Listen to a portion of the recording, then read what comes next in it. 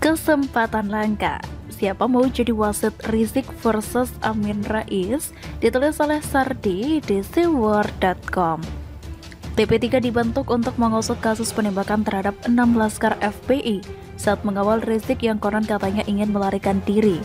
TP3 yang di dalamnya ada Amin Rais sempat membuat sensasi dan menebar kontroversi terkait isu ini. Sebut saja ingin cari masalah dan keributan. Saya kurang mengikuti perkembangan berita mengenai ini karena sudah puas dengan vonis 4 tahun penjara terhadap Rizik dan ditangkapnya Munarman atas dugaan terorisme. Saya anggap ini sudah berakhir untuk satu episode. Masih ada episode lain lagi yang sangat ditunggu. Akan tetapi, TP3 meluncurkan buku putih yang berisi fakta-fakta peristiwa penembakan 6 laskar FPI versi penelusuran TP3. Amin Rais mengatakan TNI dan Polri tidak terlibat dalam kasus tersebut. Setelah membaca dengan baik buku putih ini, secara kelembagaan ini penting. Polri dan TNI sama sekali tidak terlibat dalam skenario maupun implementasi dari pelanggaran HAM berat itu. Alhamdulillah kita bersyukur ya, kata Amin Rais. Jadi teman-teman TNI dari 3 angkatan dan teman-teman Polri, Anda memang tidak terlibat, baik skenario apalagi pelaksanaan. Jadi kita bangga, alhamdulillah tulang punggung keamanan bangsa namanya Polri dan tulang punggung pertahanan namanya TNI itu tidak terlibat sama sekali, sambungnya. Saya cukup terkejut dengan pernyataan Amin Rais ini. Tidak seperti Amin Rais yang biasanya, sejauh yang kita tahu, Amin Rais suka menyerang membabi buta tanpa nalar yang jelas, lebih mengedepankan emosi sakit hati. Ternyata, ucapan Amin Rais ini membuat Rizik tidak puas atau mungkin mulai ada bibit kekesalan. Rizik menyebut pernyataan Amin Rais terlalu prematur. Menurut Rizik, pernyataan Amin Rais tersebut sangat blunder.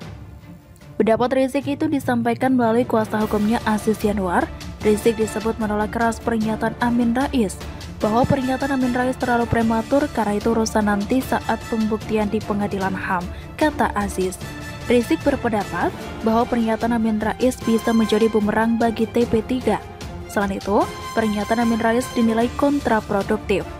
Bahwa pernyataan Amin Rais jadi bumerang bagi TP3 karena Amin Rais ada dalam tim TP3 dan pernyataan tersebut bisa menguatkan skenario rezim via polisi bahwa tragedi KM50 hanya pelanggaran kriminal biasa, tutur Aziz.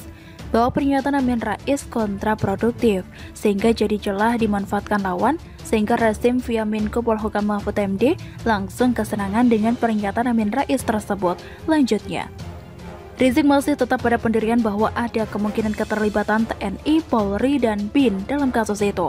Apakah bakal ada perseteruan antara Rizik dan Amin Rais? Sebenarnya kita tidak ada urusan dengan pemikiran mereka. Tapi, kalau seandainya mereka berseteru rasanya menarik juga. It's fun. Secara dua orang ini sama-sama agak ugal-ugalan dalam berbicara. Akan ada pertandingan adu mulut level Olimpiade untuk memenangkan medali emas. Jadi kalau misalnya pada akhirnya mereka mau cakar-cakaran, kita hanya bisa menonton dengan tertib sambil makan kacang goreng dan minum susu beruang. Bayangkan fatwa ini mengancam akan menjauh Rizik atau mengajak jalan kaki dari Jakarta ke Jogja. Tapi Amin Rais sepertinya berada dalam posisi yang tidak menguntungkan. Rizik punya masa, sedangkan Amin Rais, dia tidak punya power kuat lagi. Posisinya kuat saat dipan dulu, tapi apa daya, sudah ditendang dengan cara yang menyakitkan. Rizik masih punya masa fanatik meski jumlahnya terus menciut karena kekurangan nasi bungkus. Tapi lihat saja demo rusuh di Tasikmalaya, itu bukti pendukung Rizik masih bisa jadi pasukan kepala stres jika di-trigger.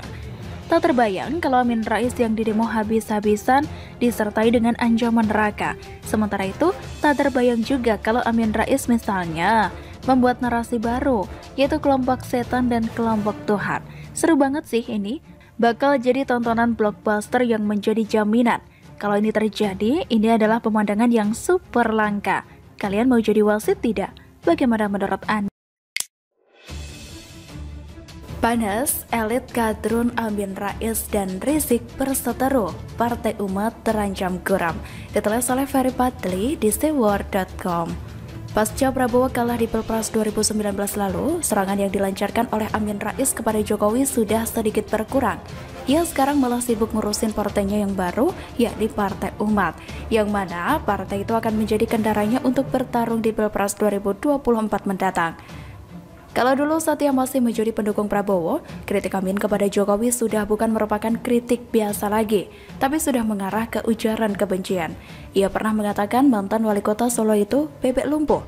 Kemudian, Jokowi juga pernah dikatakannya seperti Joseph Estrada, mantan presiden Filipina yang gagal yang terpilih jadi presiden karena kepopulerannya. Padahal kalau dilihat dari rekam jejaknya, Jokowi tentu tidak seperti aktor yang akrab dipanggil Erap itu. Sebelumnya Pras, ia sudah teruji jadi wali kota dan gubernur. Dan Jokowi terkenal juga bukan karena main sinetron atau film, tapi karena kebijakannya. Seperti berhasil mengubah kota Solo menjadi kota pariwisata, budaya, dan juga batik. Serta berhasil merelokasi PKL tanpa kekerasan. Termasuk juga program Kartu Indonesia Sehat atau KIS, Kartu Indonesia Pintar atau KIP, dan Kartu Keluarga Sejahtera atau KKS yang saat ini begitu populer di masyarakat. Itu merupakan program Jokowi saat masih menjadi gubernur DKI dulu. Artinya, ia memang sudah teruji dalam memimpin dan menjalankan roda pemerintahan. Di samping itu, tentu masih banyak lagi yang ia lakukan yang secara tidak langsung membantah pernyataan Amin Rais tersebut. Termasuk juga serangan Wan Amin yang paling ngeri-ngeri sedap. Ia pernah mengatakan parpol pengusung Jokowi adalah parpol setan. Padahal di sana ada parpol Islam seperti PKB, PPP, dan juga PBB. Begitupun PAN pernah mendukung Jokowi atau berkoalisi dengan pemerintah meskipun hanya sementara. Pertanyaannya, apakah PAN juga partai setan?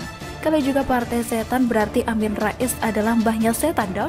Karena dia yang turut mendirikan partai itu. Nah, kalau sekarang Amin lagi sibuk dengan partai umatnya, seperti apa perkembangan partai itu? Menurut hemat penulis sih biasa-biasa saja, bahkan bisa dibilang stagnan. Karena di tempat menulis sendiri saja, partai ini lagi nyari ketua DPD kabupaten dan sampai sekarang belum ketemu. Itu artinya apa? Peminatnya nyaris tidak ada. Jadi ketua DPD saja nggak mau, bagaimana mau punya banyak pemilih? Sebenarnya partai ini mau mengais ceruk suara kelompok 212 yang konon katanya berjumlah 7 juta jiwa itu. Seperti yang disampaikan oleh loyalis Amin Rais, Agung Muzin, bahwa logo Partai Umat senapas dengan semangat perjuangan Rizik. Bahkan peluncuran logo itu pun dilakukan bersama dengan kepulangan Rizik ke tanah air. Maka oleh sebab itu, Partai Umat menyambut kedatangan Rizik dengan penuh kegembiraan dan rasa syukur yang diwujudkan dengan peluncuran simbol partai yang sinkron dan senapas dengan perjuangan HRS, yaitu melawan kezaliman dan menegakkan keadilan, ujar Muzin kala itu pada 9 November 2020. Amin juga menemui Rizik pasca ia tiba di tanah air, yang tidak lain tidak bukan dengan harapan Bang Thoyib yang baru pulang dari pelarian itu bisa masuk Partai Umat. Karena kalau bukan dari kelompok kadron, Partai Umat tidak akan punya basis massa loh. Kelompok Muhammadiyah sudah cenderung ke PAN. NU jelas merupakan basis massa PPP dan PKB. Kelompok Liko dan lembaga dakwah kampus sudah menjadi milik PKS. Jadi bisa dibilang, jika tidak ada dukungan dari kelompok 212, Partai Umat hanya butiran debu. Namun sepertinya harapan Amis untuk menjadikan PA212 sebagai alat politiknya itu sirna sudah. Pasalnya, baru-baru ini ia berseteru dengan Rizik.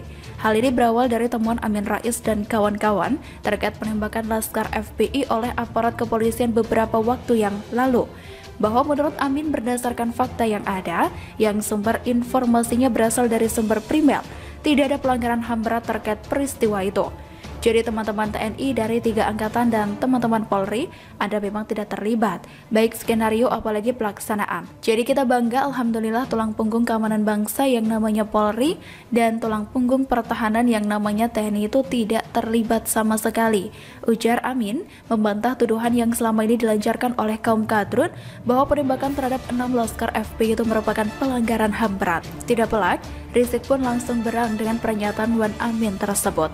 Ia mengatakan pernyataan politisi senior itu sangat blunder dan Rizik menolaknya dengan keras. Bahkan Rizik juga menuding pernyataan Amin itu dapat merugikan Laskar FPI yang tertembak mati, serta sebaliknya menguntungkan pemerintah dan aparat kepolisian. Terakhir, Rizik tetap ngotot dengan praduganya sendiri. bahwa penembakan terhadap Laskar FP itu merupakan pelanggaran HAM berat yang melibatkan TNI, Polri, dan juga BIN. Sekarang, tinggal menunggu lagi saja kapan Amin akan melancarkan serangan balik kepada mantan teman dekat Firza Husein itu. Dan bisa saja nanti dia juga mengatakan Rizik adalah bebek lumpuh, karena memang saat ini lagi lumpuh di dalam penjara. Dengan demikian, perseteruan antara elit kadrun ini tentunya akan semakin seru ke depannya.